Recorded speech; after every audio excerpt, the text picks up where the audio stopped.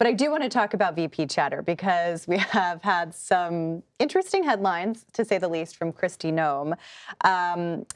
She, of course, is the South Dakota governor. I can't believe I'm saying this. She's defending killing a dog, which is something that she revealed in her book. She said, quote, she followed the law and was being a responsible parent and dog owner. What is going on here? I know plenty of responsible dog owners who are liberals and also who are MAGA conservatives who do not kill their own dogs, you know? So I think that you've seen a lot of folks who have been openly critical about this, her action that she took, she writes about in the book, about shooting that 14-month-old puppy, by many accounts. We know, according to the sources, they have told us that some of her advisors had asked her, do not put this in your book. It's going to be bad PR. They reminded her of the Mitt Romney 2012 incident where he put the dog on, talk about putting the family dog. Seamus, yes, right. And now, of course, we have this incident that happened with her, and she insisted on putting it in the book. Her inner circle insisted on putting it in the book, and now there's just been fallout, and we've seen her stock drop.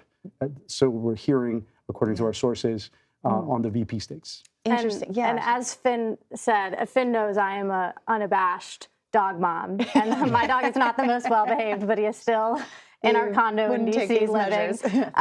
But when I talk to Donald Trump's aides and people close to him about this specific story, the general consensus is just essentially yikes. There's confusion over why she would include this in her book. People have noted that she was already sort of lower on the list, if really on the list, as serious vice presidential contenders at all for various reasons. But this certainly does not help her rise. It is really difficult to see how getting this out there, proactively getting this out there, would do anything to serve you politically. So perhaps not surprising that she's receiving all of this negative criticism. Speaking of those kind of aligned with Trump and perhaps falling out of favor, Carrie Lake is someone that we're watching, obviously running in a key Senate race in Arizona. Fin, I know you've got some reporting on kind of how she's doing in terms of Trump. I mean, that's such a key battleground state for him. Right. What we're hearing, what CBS News can confirm, is that there has been sort of a souring, if you will, of that relationship between Donald Trump and Carrie Lake. There is, she has been actively going to Mar-a-Lago at times at the irritation of the former president, how often she does attend.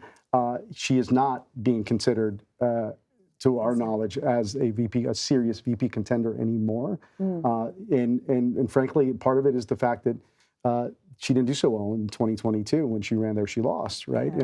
Yeah, I heard, I asked maybe a year and a half ago, so long before any serious conversations about vice presidential picks were happening, about Carrie Lake, because there were rumors that she could potentially be on a vice presidential list. And people close to Trump essentially said, she is a loser, right? She lost. And that is not something that Donald Trump can be associated with for a vice presidential pick. And again, it goes back to that transactional, how do these people help Donald Trump win the election? That is his focus. That's kind of the priority here. And interesting that they would say that, considering that he has not conceded, of course, his own loss in 2020. Right. I wish we had more time, but we could talk forever about all of these political hot topics on a Monday. Thank you very much, Fin and Shelby. We'll be hearing from you a lot soon.